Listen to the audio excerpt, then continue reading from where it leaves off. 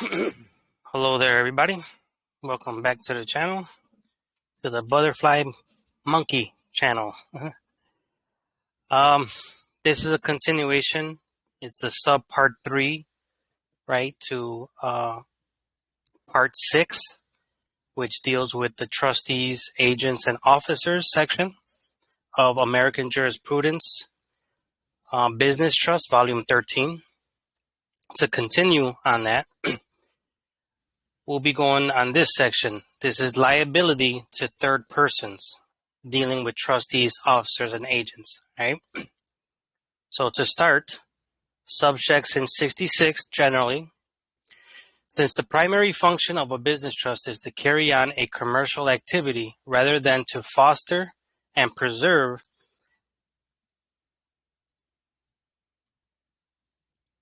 an estate for the beneficiaries, the question of the liability of the trustees to third persons occupies a position of more importance in cases involving business trust than in cases of ordinary trust. And they give you an annotation, which is 156, American Law Review 162. I don't know what that is offhand, not without going to go look. The liability of trustees of a business trust to third persons may be affected by statute or by a contractual stipulation exempting the trustees from personal liabilities on contracts made by them on behalf of the trust.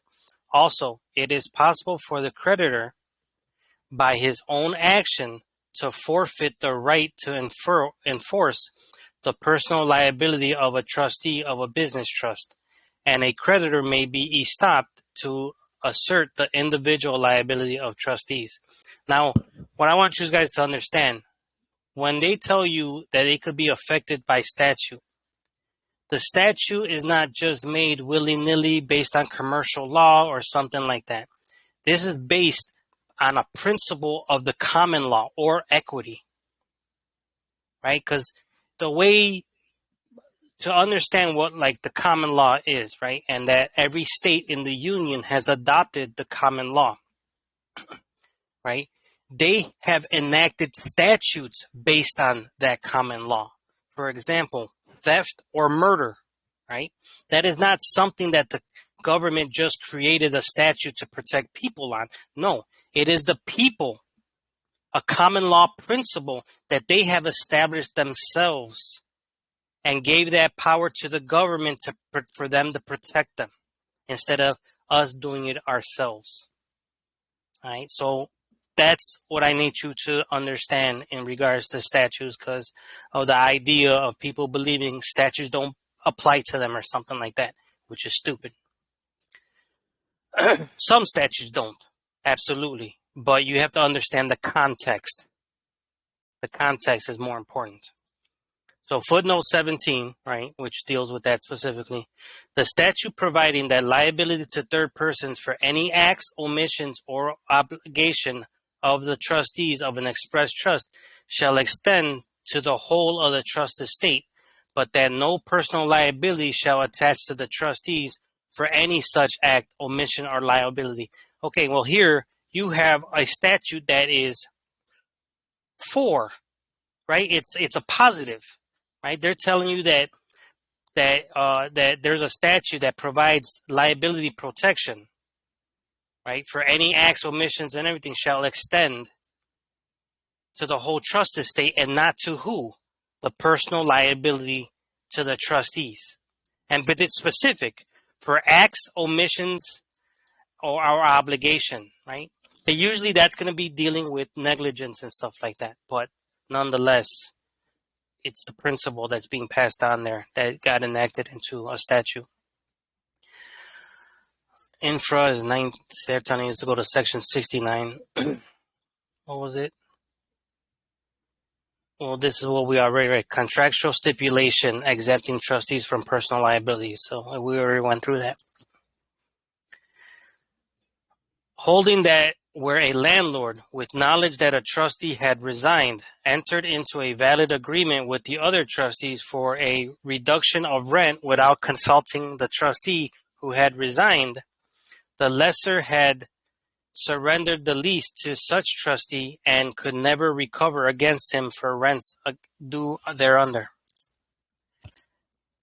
Unreasonable delay by creditor asserting claim after trustees made a final settlement of the affairs of the trust and disposed of all its assets. So you have to read this to know the context, right? The specifics of what it involved. Section 67, debts and contracts. The well-settled principle applicable to trust generally. So this is a principle of trust law generally, not specific to just business trust. This is all trust. That a trustee is personally liable on obligations incurred by him as trustee. Applies to business trust. In the absence of a stipulation or agreement to the contrary, meaning what? You, the grantor, wrote that in the contract to make him not liable. The trustees of a business trust are personally liable for debts incurred on the contracts made by them on behalf of the trust. The fact that a person contracts as a trustee of a business trust does not relieve him from personal liability, nor restrict his liability on the amount of the amount of the trust estate, unless he stipulates to that effect. Again, this is a given. Nor does the enactment of a statute providing that a business trust may be sued in an action at law for debts or liabilities incurred by the trustees have the effect of relieving the trustees of their personal liability. However, a trustee contracting for the benefit of the trust may avoid individual liability by stipulating that he is not personally responsible and that the other party is to look solely to the trust estate. Trustees are clearly liable on a contract made by them in their individual capacity, or on a contract purportedly made on behalf of the trust, but which was unauthorized. Footnotes are going to be big here. So this is the first. So the first one, they give you, of course, trust law, right? American Jurisprudence. They got first edition here, right? When you'll find a law library will be second edition, but Section 346. Like here, they got, for this case, it's goods sold and delivered to the trust in the absence of an express or implied agreement with the creditor to the contrary, unless they are specifically exempted from liability in the contract. Illinois case, all these right here, look at it. It's a given. When a trustee contracts as such, unless he is bound by When a trustee contracts as such, unless he is bound, no one is bound, for he has no principle. The trust estate cannot promise. The contract is therefore the personal undertaking of the trustee.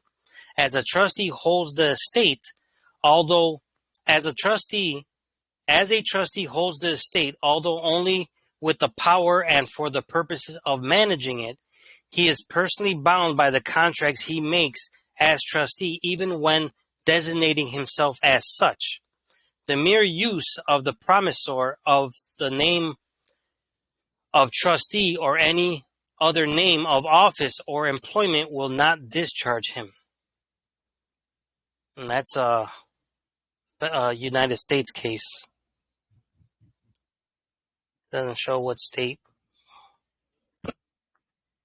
This is the United States Reporter. This is the lawyer's edition, and this is the Supreme Court edition.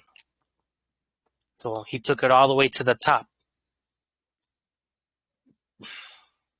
The court thus laid down the rule.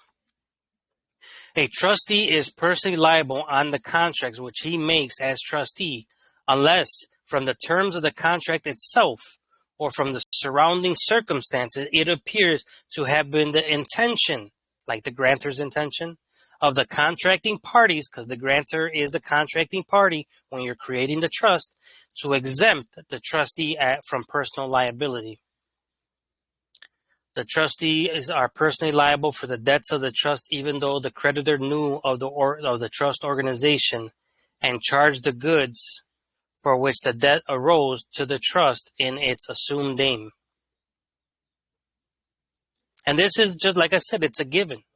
And then it's even more of a given if you have states like Texas where they don't allow this, right? For whatever reason, under their common law principles and the equities and the principles of equity that the state has adopted, right, for those people, they don't allow it. They might not allow it. I'm not saying it is. I'm just saying I know that there is. Trustees held individually liable for a fee which they undertook to pay an attorney upon the settlement of an action against them individually. So they had a personal issue, and they were held liable. Section 68, and they give us, and this is torts, and they give us a footnote. As to tort liability of the trusted state, see Section 74, which is still coming up. The trustees of a business trust are personally liable for torts committed in conducting the business of the trust. The trustees, as such, are liable for personal injuries or death resulting from the negligence of the employees of the trust, regardless of whether the injured person is a stranger of the trust or an employee. However, while trustees may be liable for torts of the trust as shareholders and partners where they own shares in the trust, it has been held that if the organization is a partnership and not a true trust, because the power of control vested in the shareholders, the trustees would be managing agents only and not partners, and hence would not be liable for the torts of the trust unless they own shares in them, which is a given. Liabilities always will come with the ownership. Powers, right? Powers that you are in control of, that were delegated to you, show this. That is the result of that. That ownership is the final result from powers. How much ownership or whatever. Footnotes. Trustees were held liable in damages for personal injury sustained by a person who was examining a house belonging to the trust with a view of renting it, where the negligence of the trustees called it an injury. Again, this is negligence though. The liability of trustees for the negligence of a janitor employed by the trustees in a building owned and operated by the trust, resulting in personal injuries to the plaintiff, was recognized, and I give you another case.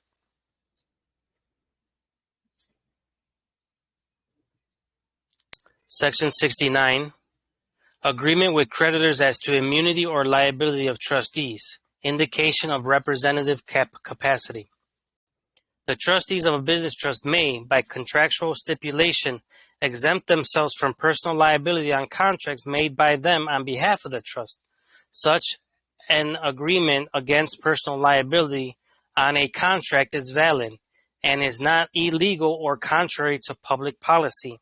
And creditors who stipulate against the personal liability of trustees or agree to look solely to the trust estate cannot recover against the trustees in their individual capacity. The protection of such an express stipulation will not be denied to the trustees because they failed to execute properly a contract within their authority. The agreement against personal liability on the part of the trustees may be inferred where the trust instrument contains a provision exempting the trustees from liability, and the intention of the contracting parties to exempt the trustees from personal liability may be established by the surrounding circumstances or by intrinsic evidence in connection with the contract itself. So that's surrounding circumstances, right? But or intrinsic. Intrinsic is what? Specific? Something specific? Not part of essential nature of someone or something coming or operating from outside.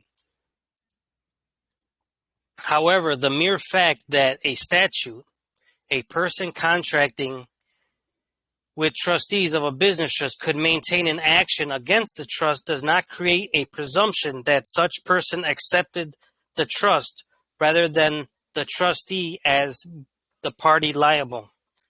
Notwithstanding a provision of the trust instrument exempting trustees from personal liability for the debts of the trust may assume liability for such debts by agreement with the creditor, and it appears that a trustee whose liability is restricted to the trust property may become liable in tort to one who enters into a contract with him on the faith of such property for the failure to use reasonable care and diligence in safeguarding the property, which should be a given. Language of the contract indicating that the trustees intend to be bound as trustees and not individually is sometimes sufficient to relieve the trustees of personal liability. In this connection, exemption of the trustee from personal liability has been accomplished by language indicating his representative capacity coupled with an express disclaimer of personal liability or with constructive notice on the part of the other contracting party of provisions of the trust instrument exempting the trustee from personal liability. However, in the case of an ordinary contract, as distinguished from negotiable instruments, a signature as trustee or a description of a party onto the contract as trustee does not constitute an agreement that the trustee is to be exempted from the personal liability or that the contracting party is to look to the trust estate alone for payment and does not relieve the trustees of liability. Why? Because all they did was write down trustee. That don't mean nothing. You didn't tell them nothing. The liability of fiduciaries, including trustees of business trust on bills and notes under the provisions of the negotiable instruments law and Uniform Commercial Code as affected by the form of signature or manner in which the authority is executed, and the effect by the lack of authority where that is the case, is treated in an earlier article. So they don't even want to tell us. They just tell us where to look. Let's see where it's at. That's at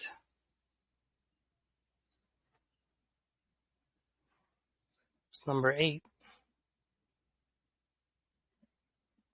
All the way down here.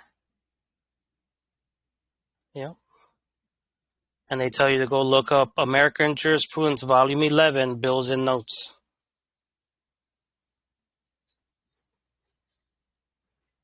And that's for your signature. In what capacity are you filling out this this contract for a negotiable instrument, to be more correct? What did I leave off at?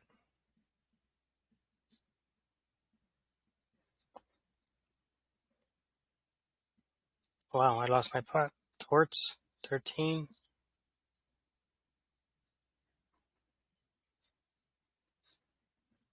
Has to be right here somewhere. Oh, that was the end of it. Sorry. All right, supplement. They give you a practice aid. Right, they tell you to go look pleadings and forms. And then they tell you specifically form number 3. It's a complaint in federal court action against trustees for tort committed in conducting trust business. That's the practice aid. Footnotes.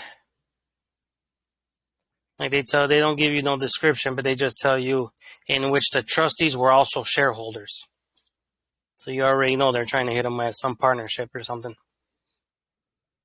Shoemake. All right. A trustee is not liable on a contract made in the name of the trust estate and containing a provision expressly exempting trustees from personal liability and referring to a trust instrument which contains a similar exemption. So they're telling you it's in the contract, right? The trust provision, the trust indenture, and it's on an instrument which contains a similar exemption. So like negotiable instrument or other contract. With a trust instrument provided that persons dealing with the trustees should look only to the property of the trust for the payment and the contract named the trustees as such, but not individually as parties to the contract, and provided that the contractor should only look to the funds and property of the trust for payment and not to the trustees or stockholders personally, such trustees were held not to be personally liable on the contract, and that's a Massachusetts case. I don't know if I want to read all these because it should be a given, right? You guys should have an understanding just from the other videos, right? The other sections of this book.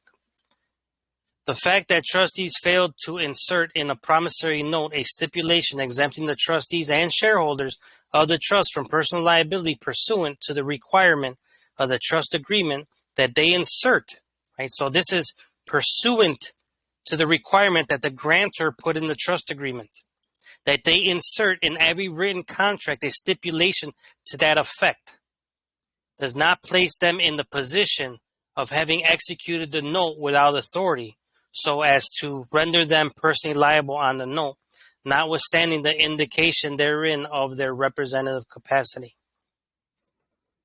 I'm going to skip these. I'll leave these up to you guys.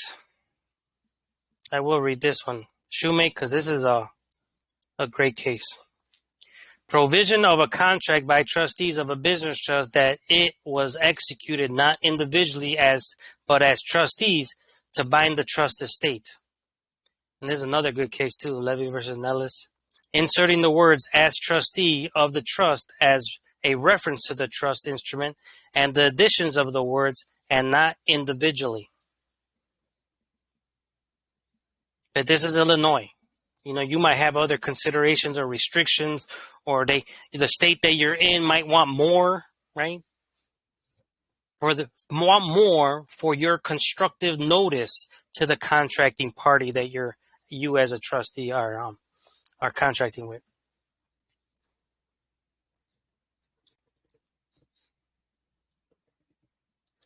I'm going to skip these. Section 70. Trust instrument provisions as to liability of trustees. A provision of a trust instrument exempting the trustees from personal liability is valid and not contrary to public policy. However, such a provision is not effective as against a person contracting with or extending credit to the trustees without notice of the provision. You understand this? You didn't tell them. In the absence of an agreement on his part relieving the trustees of personal liability, they are liable to the creditor without notice, notwithstanding such provision of the trust instrument. So it didn't matter if you had it in your trust instrument. You didn't write it in the contract. Now, and maybe in some states that might be okay, right? If you have it in your instrument, in your trust indenture, and you sign as trustee, that might be sufficient in some states. Maybe, you know what I'm saying? But here, in most states, it's not. You have to give constructive notice. It has been said that the trustees cannot, in a contract between themselves, such as a declaration of trust, shield themselves from liability which the law imposes on them for the debts of the trust. A provision of the trust instrument making it the duty of the trustees to insert in every written contract a stipulation that neither the trustees nor the sestacute trust shall be personally liable on the contract, and the persons contracting with the trustee shall look only to the property of the trust for payment, does not relieve the trustees from personal liability on contracts made by them for the benefit of the trust where the contracts contain no stipulation against the personal liability, and the contracting party had no notice of the provision. Such provision has been held to have the effect of merely conferring on the trustees the power or privilege of releasing themselves from personal liability or of limiting their liability, and consequently they are not exempted from liability unless they insert a stipulation to that effect in the contract in question. Here's some footnotes. They give you American Jurisprudence, Volume 3, Legal Forms, for provisions of the like. Nothing else, just other court cases. And anyone in this field who wants to study this field, dude, you have to read court cases. There's no way around that. You have to be a reader. Subsection 71, effect and sufficiency of notice. The personal liability of the trustees of a business trust may be limited by provisions to the effect in the declaration of trust if known and agreed to by all the parties affected. And it has been held that persons who deal with the trustees with notice of the provision of the trust instrument purporting to exempt the trustees from personal liability on account of the debts and contracts of the trust cannot recover against the trustees individually on such debts and contracts. A person contracting with a trustee of a business trust may be charged with notice of the provisions of the declaration of trust limiting or negativing personal or individual liability on the part of the trustee, although such person has never actually seen the trust instrument and does not have actual notice of its contents. May be charged with notice of provisions of the declaration. Let's look this up right here. A person contracting with a trustee of a business trust may be charged with notice, right? So that means he's aware, he's given notice, right, of the limited liability. Although such person has never actually seen the trust instrument and does not have actually notice of its contents, right? So they're saying, well, here they're saying notice of its contents. The only way you do that is by writing it somewhere else. So let's look this up, see what they give us. Number 16.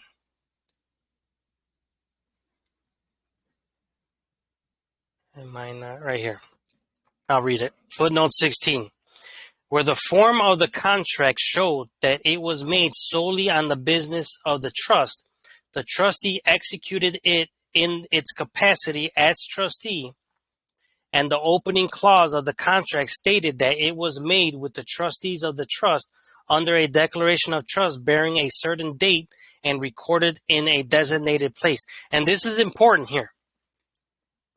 It's because this kind of made it public, meaning that this person who's contracting with them can go find out whatever he wants to go find out, or whatever he's limited to go find out from this designated place. The person who's holding this, the depository, right? That's actually, I can't say lack for a better word, because that is ultimately what it is, right? The holder of that contract. You could use a bank, you could use somebody else, you could use whatever.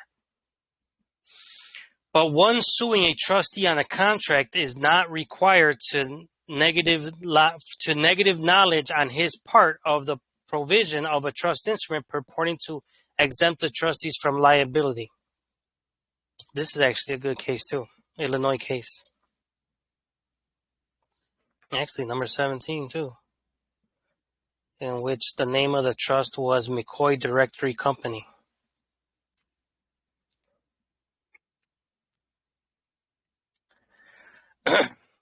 However, notice to the creditor of provisions of the trust instrument against personal liability of the trustees is not established by the fact that he contracted with the trustees of a business trust in its adopted name, that goods were delivered to it in that name, and that invoices were sent in that name. And persons contracting with the trustees are not necessarily chargeable with notice of provisions of the trust instrument purporting to limit the liability of the trustees, even though the trust instrument is recorded. And persons contracting with the trustees are not necessarily chargeable with notice. All right, so in this jurisdiction, they weren't trying to hear that, what we just read on the other case for footnote 16. They're stating here that just because you have it recorded doesn't give constructive notice.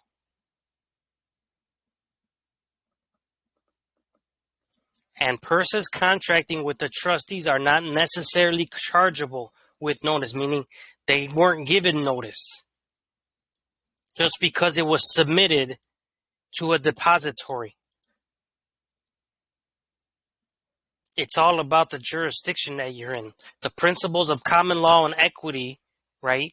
Trust law and whatever else that would be applicable in your state. That's why American jurisprudence is hard to read. It's hard to read because a lot of court cases are in conflict with each other, but they're not they seem to be in conflict with each other, but they're not. they're subject only to within that jurisdiction. It's not a catch-all case. There's no, I don't know how else to put that, but it just doesn't work that way. Trustees are not individually liable on a contract with one who not only knew of a provision in the trust instrument purporting to exempt the trustees from personal liability, but was one of the organizers of the trust and signed the instrument containing this provision. So, like, that's a dummy. There's no other way to put that. Trying to sue, right, when he knew the provisions. Come on, man. That's a waste of money. Trustees are not individually or personally liable on contracts executed by them on behalf of the trust estate where during the negotiation of the contract, the trust instrument containing a provision that the trustee should not be liable was exhibited to the representative of the contracting party, and he was informed that the organization was a business trust. This right here is a great case. It's an Illinois case, no doubt, right? But this is a great case. So you have it in two sections here, right? You have it under Illinois, the appellate courts, right? And then you have it in the Northeastern Reporter. That's what this is. This does not mean New England, right? This is 40 Northeast Reporter, second edition, page 434. This is the case where I think I mentioned before in another video where the father and son had a partnership, a construction partnership, where they transferred all the property to a business, creating a business trust, and then dissolved the partnership. Persons selling goods to a business trust with full knowledge of the character of the concern and with notice of the provisions of the declaration of trust to the effect that persons contracting with the trustee should look only to the trust funds or property, and that the trustees and shareholders should not be personally liable, therefore, cannot recover, therefore, against the trustees personally liable. This is another Illinois case. I'm going to skip these because I'm guessing by now you guys understand, right? I shouldn't have to go through all of these. And this document's for you to read. It's surprising reading this section right here because it's like that in the older books. There's a lot of Illinois court cases here for this. In a lot of these sections, though. And it makes you wonder why, right, the Kennedys had a business trust here, and their property was Merchandise Mart, right? And no one knew who the owners were until they sold it. That's when it came out to the public. All right, this is, subpart 3 or whatever, subsection 3, right? Rights and liabilities of trustees interstate. So that means amongst themselves, right? Liability for acts of other trustees. So the shit that your co-trustees do. As among themselves, the trustees of a business trust do not occupy the relationship of partners.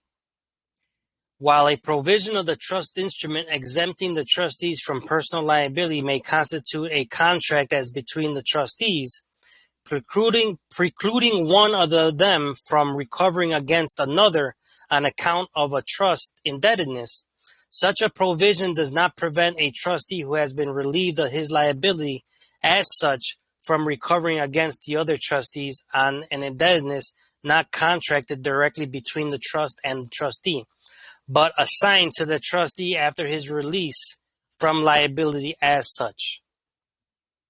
I mean, a trustee may, in a proper case, maintain a suit to compel his co-trustees to recognize his position as trustee, which this came up in another section of this. And these things right here, right? When you have one trustee doing something and he's acting on his own, that always will raise things. If he could do things within his own discretionary power, right? Dude, and the other trustees don't know. That's why you have to have provisions that where any action, even if it's by himself, has to be recorded and documented and given notice to everyone, to the trustees. Not for permission, but to give notice of what his decision makings are. Put it part of the books. It has to be part of the trustee books. They don't give no good annotations here, just court cases. Section 73, liability for acts or defaults of co-trustees, predecessors, or successors. The trustee of a business trust is not responsible for the acts or misconduct of a co-trustee in which he has not joined, into which he was not, The trustee of a business trust is not responsible for the acts or misconduct of a co-trustee in which he has not joined, meaning that he voted against it type shit, to which he has not consented, and which he has not aided or made possible by his own neglect. One trustee cannot be held liable on a debt incurred in the name of the trust by a co-trustee, merely because the latter incurred the obligation in such a way as to render himself personally liable. And in the absence of something other than a mere relationship of co-trustees, one trustee of a business trust cannot bind his co-trustees by representations that the latter will be responsible for obligations incurred by the former. This principle does not, however, excuse a trustee from liability where the wrongs committed by his co-trustee were made possible by the former's neglect and his failure to inform himself concerning the various business transactions involved in the execution of the trust, and by his surrender of the control of the trust affairs to his co-trustee or to a dominant shareholder. The trustees of a business trust have been held not to be liable on an unratified contract entered into by one trustee, their predecessor in office, and the contract was not binding on the trust, where the trust instrument required the concurrence of two trustees in such matters. Nor can a trustee be held liable for acts of the trustor in which the trustee had no knowledge in connection with a matter on which, by the terms of the trust instrument, the trustee had the right to rely on the statement of the trustee, right? Because he was told otherwise. But this is important, right? That even though the other trustees cannot be bound, right? Because the requirement needed two signatures, right? Two trustees to sign off, right? That doesn't mean that other trustee who did the contract in the first place, he's not going to be held liable in some way. It's still a contract. It's still a contract that the courts are going to enforce and everything. It's just he didn't bind the trust. And that looks like about it right there. Finish this last footnote. A co-trustee is not liable on a promissory note signed by one trustee in the name of the trust by himself as president of the trust, even though the trustee executing the note would be personally liable thereon. So the co-trustee is not. An Illinois case. I don't think I read that one. I don't recognize this name. Sometimes there's just names that just stick out. All right, well, that's the end of this video. Hopefully you guys enjoy it and subscribe to Butterfly Monkey YouTube channel. I'm fasting right now, so I'm hungry as hell. But the next section will be dealing with liability of trust estate and availability of trust property to creditors. So this is going to be part 6 of American Jurisprudence, Volume 13 on business trust, all right? I don't know how long it is, so I can't tell you how many videos that'll turn out. But if it's a short one, which I don't think it will, it'll probably be at least 2 videos. All right, so until next time, enjoy, guys.